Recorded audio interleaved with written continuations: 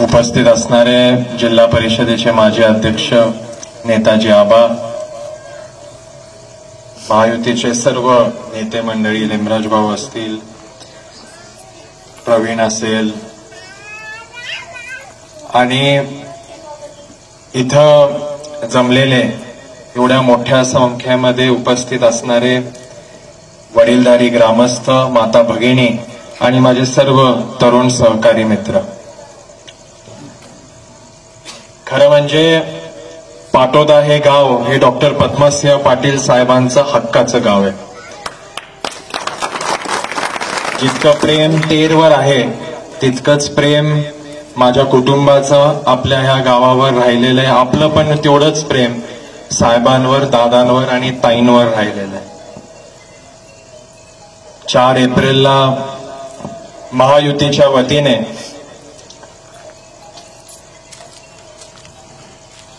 अर्चनाताईंची उमेदवारी ही महायुतीच्या वतीने जाहीर झाली.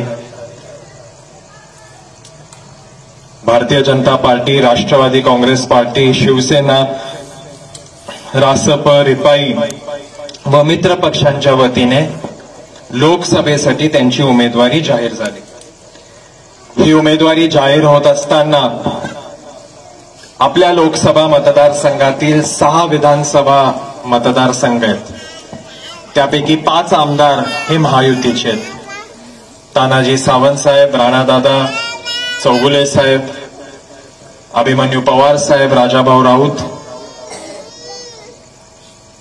आणि या 5 विधानसभेचे आमदारांसकट 2 आपले विधान परिषदेचे आमदार आहेत. सतीश चव्हाण साहेब, विक्रम काळे साहेब, आपले ज्येष्ठ नेते बसवराज पाटील साहेब, रवी गायकवाड सर,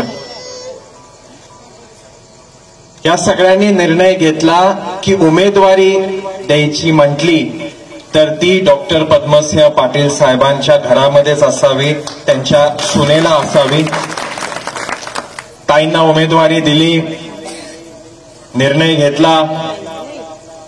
या राज्याचे मुख्यमंत्री एकनाथ शिंदे साहेब, देवेंद्रजी, अजितदादा यांनी त्याच्यावर शिक्कामोर्तब करून दिल्लीला ताईंचं नाव पाठवलं फायनल परवानगीसाठी. तेव्हा नरेंद्रभाई मोदींनी त्याच्यावर शिक्कामोर्तब करून आपल्या ताईंना उमेदवारी जाहीर झाली.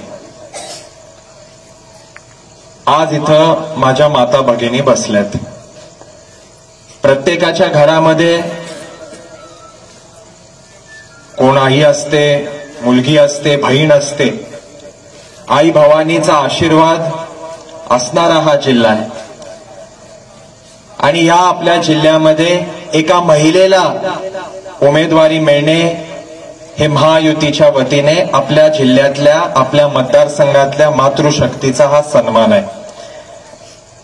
एका महिलेला ही संधी मिळणे, आपल्या ताईंना ही संधी मिळणे हे मी समजतो प्रत्येक भावाची, प्रत्येक माझ्या माता भगिनीची ही एक संकल्पना पूर्ण झालेली आहे. ताईंबद्दल वेगळं बोलण्याची गरज नाहीये. ताई आपल्या सर्वांना माहिती आहेत. मला वाटतं केशेगावमध्ये पाटोदा होतं, त्या आपल्या लोकप्रतिनिधी पण राहिलेल्या आहेत. जिल्हा परिषदेचं त्यांनी सदस्यत्व आपल्या मतदारसंघातनं घेतलेलं आहे. आज आपले आमदार राणादादा आहेत. राणादादांचं काम, त्यांचं कार्य, त्यांचं लोकांमध्ये असणारं त्यांचं प्रचंड मोठ्या प्रमाणामध्ये नेतृत्व आणि कार्य हे आपल्या सर्वांना माहिती आहे. आणि म्हणून राणादादांसारख्या इतक्या चांगल्या नेतृत्वाला, इतक्या चांगल्या व्यक्तीला आपल्याला आमदार म्हणून मिळणं हे सर्वांचं भाग्य आहे. दादांच्या नेतृत्वाखाली विम्याचं प्रचंड मोठं काम हे आपल्या जिल्ह्यामध्ये झालेलं आहे. हे नाही आरामात बसा, त्यांचं चालू राहू दे. या जिल्ह्यातल्या 4.5 लाख शेतकऱ्यांना पीक विमा मिळणं हे जिल्ह्याचा अभिमान आहे. हजारो कोटी रुपये बुडलेला पैसा हा परत मिळणं हे या जिल्ह्याचा अभिमान आहे. आणि म्हणून मला असं वाटतं की तुमच्या माझ्या घरामध्ये आज उमेदवारी मिळालेली आहे.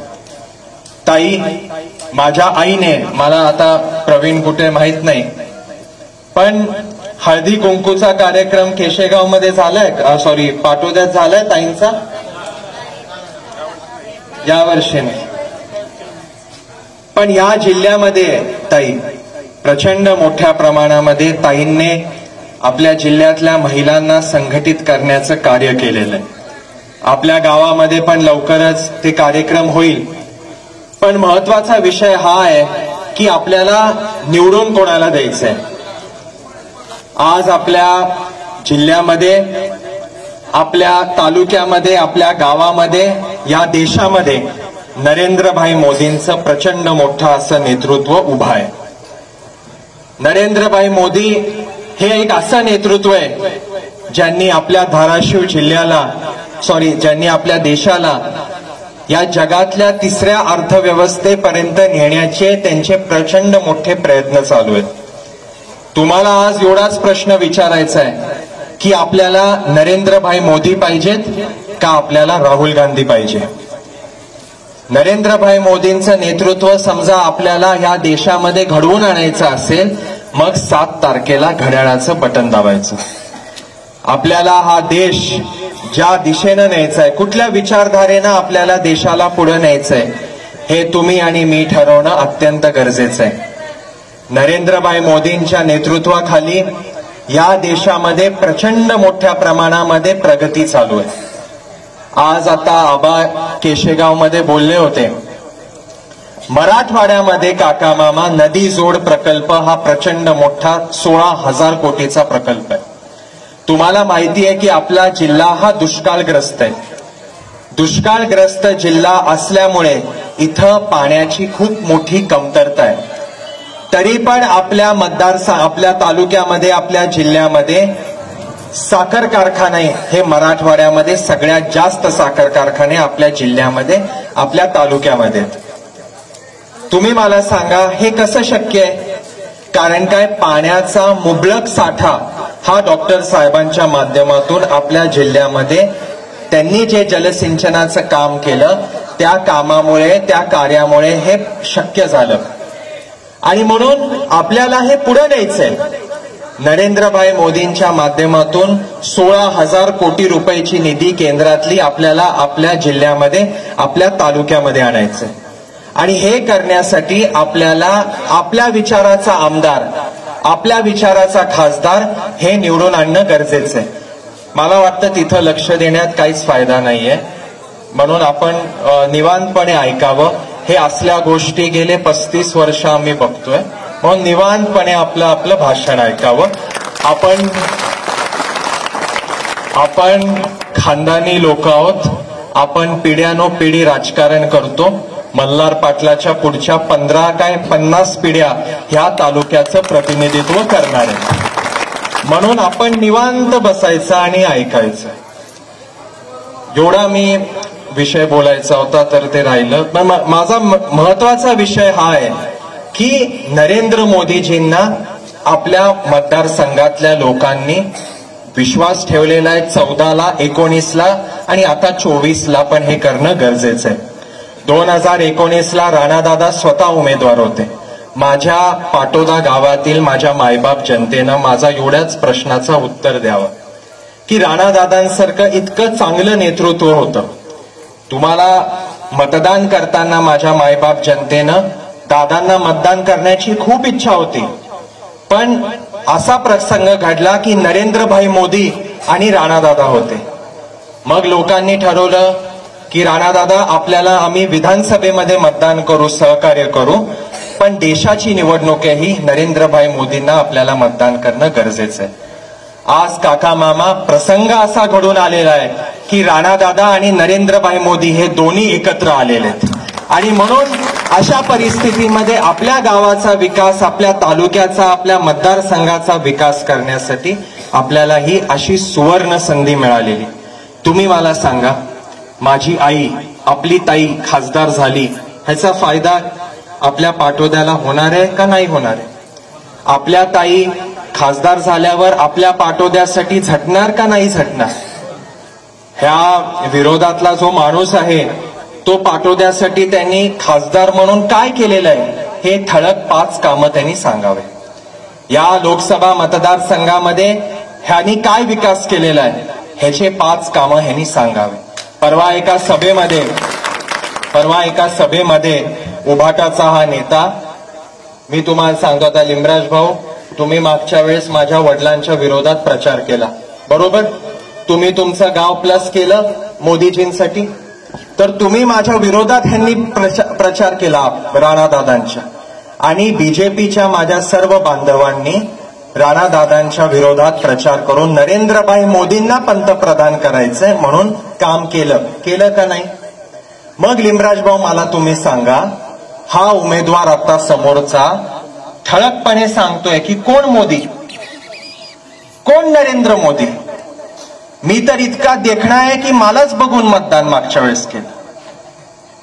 अरे बाळा, ज्या नरेंद्रभाई मोदींवर विश्वास ठेवत या देशाच्या जनतेनं 2019 मध्ये तुझ्यासारख्या भंगार चोराला पण खासदार केलं, हे नरेंद्रभाई मोदींचा आशीर्वाद तुझ्यावर आहे म्हणून तू लोकप्रतिनिधी झाला, नाहीतर कुठंतरी गटाराईमध्ये जाऊन पडलेला असता तू 5 वर्ष. एवढं तू लक्षात ठेव. आणि म्हणून नरेंद्रभाई मोदींवर शंका उठवणारा हा माणूस आहे. आज मला सांगा, आपण देवधर्म मानतो? तुम्ही सर्व देवधर्म मानता का नाही? तुम्ही देवाची पूजा करता का नाही करत? का इथं बसलेले सगळे नास्तिक आहेत? आपण आपल्या देवावर श्रद्धा ठेवतो का नाही ठेवत? अरे, भगवान श्रीरामाचं भव्य मंदिर अयोध्येमध्ये बांधणारा वाघ म्हणजे नरेंद्रभाई मोदी, एवढं लक्षात.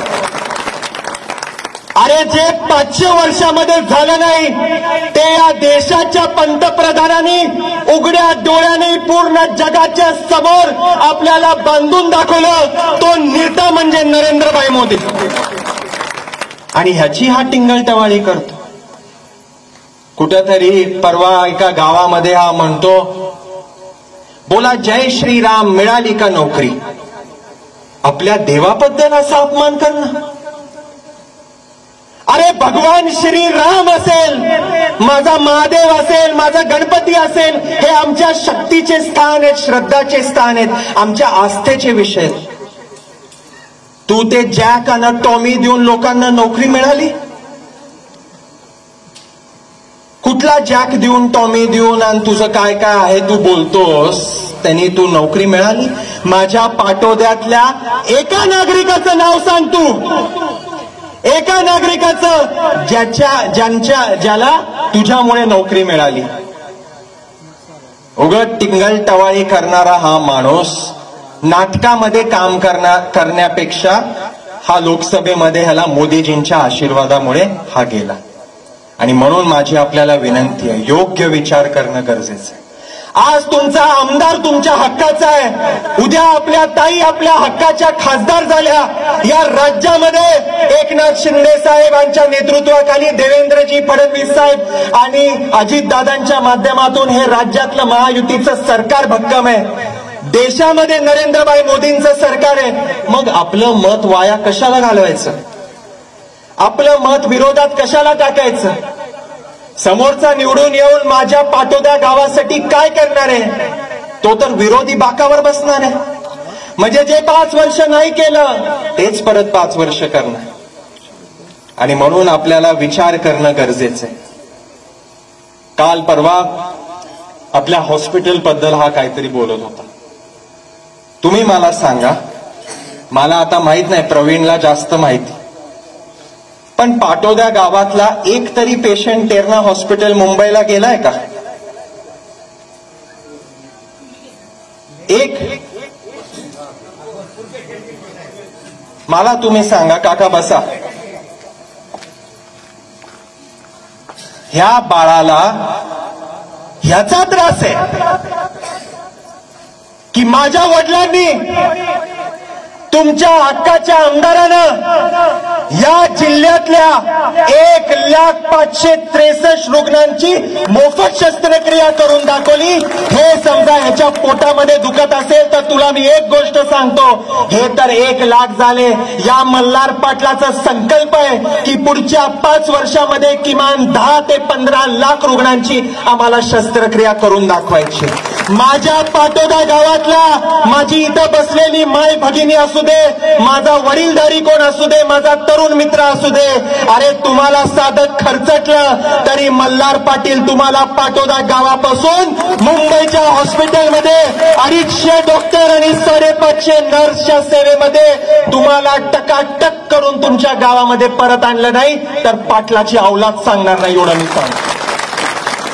हे आपण आपल्या लोकांसाठी करतो आहोत, तुम्ही आमचं कुटुंब आहोत। हे यांच्या पोटात दुखतं। अरे उभा कारखाना भंगारामध्ये विकून हजारो शेतकऱ्यांचं आयुष्य उद्ध्वस्त करणारा हा आज आपल्या मायबाप जनतेची सेवा होतीये, त्याच्यावर हा टीका करतो।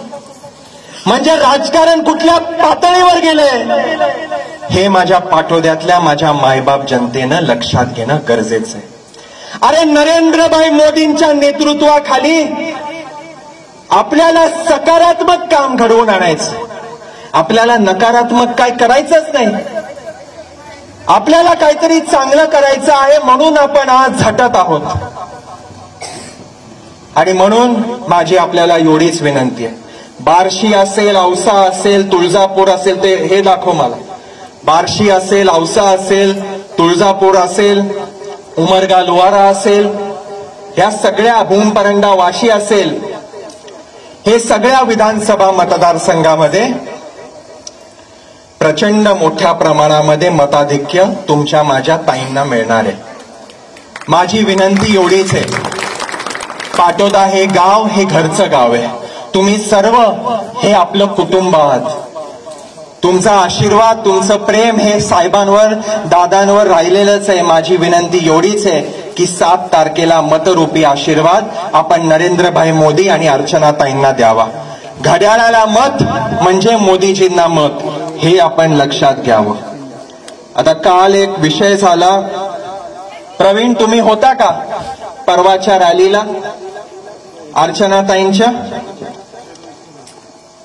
माझ्या पाटोदा गावातले अनेक माझे नागरिक असतील, होता का?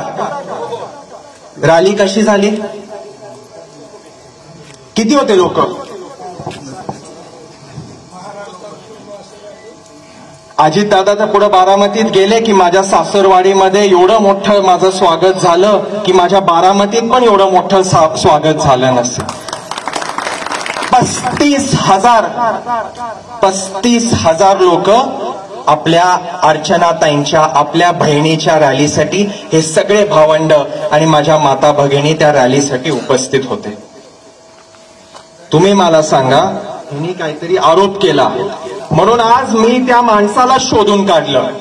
ह्यांनी काय आरोप केला की पैसे देऊन भाड्याचे लोक आणले। प्रवीण तुम्ही भाड्यानं आला? तुम्हाला मल्हार पाटलानं भाडं दिलं यायला? इथं बसलेल्या माझ्या मायबाप जनतेला मल्हार पाटलानं पैसे दिले की माझ्या आईच्या रॅलीसाठी या म्हणून? म्हणून ह्याचं बघा, हे बघा, हे व्हिडिओ आज केलाय, हे ऐका जरा। हे उघड, कसं उघडायचं? सभेमध्ये आरोप करतोय, बचत गटाच्या महिलांना घेऊन आलेले होते आणि 500-500 रुपये त्यांना जेवून महिलांना इथं घेऊन आलेले आहेत। अशा पद्धतीचे असे बरेच महिला आहेत की त्यांनी स्वतःहून सांगितले की आम्हाला 500-500 रुपये देऊन, हे असं एका माणसाला आरोप करायला लावलं। आता तो काय बोलतोय ऐका। तारीख होती कोर्टामध्ये थांबलेलो होतो आणि रॅली होती, रॅलीमध्ये खूप गर्दी होती। त्या गर्दीमध्ये काही युट्यूब चॅनलमध्ये फिरत होते, बऱ्याच लोकांचं त्यांनी इकडून लोकांना पण सांगत होते की तुम्ही असं बोला की आजच्या गर्दीमध्ये लोक खूप आलेत आणि 500-500 रुपये देऊन आलेत असं तुम्ही सांगा की आम्ही तुम्हाला काहीतरी पैसे देऊ। काही लोक याच्यामध्ये बोलत होते, पण मला ते सांगितलं आणि मला म्हणले की आम्ही तुम्हाला 4-5 रुपये देऊ। किती देऊ? 4-5 हजार रुपये? हा, शो करताना आला नाही,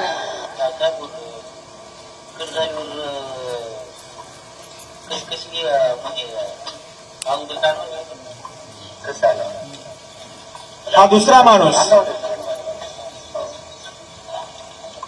म्हणजे ह्या लोकांना आता अजून एक कोण माणूस आहेत सगळे लोक यांना परत जाऊन आपल्या लोकांना विचारलं बाबा तुला पैसे देऊन आणलं का बाबा हा माणूस 4-5 हजार रुपयासाठी हे विरोधक 4,000-5,000 रुपये देऊन आपल्या लोकांची आपल्या ताईंची बदनामी करण्याची ह्यांची परिस्थिती झालेली आहे कारण काय 4 जूनला ही मायबाप जनता घड्याळाचं बटन दाबून आपल्या ताईंना आशीर्वाद देणार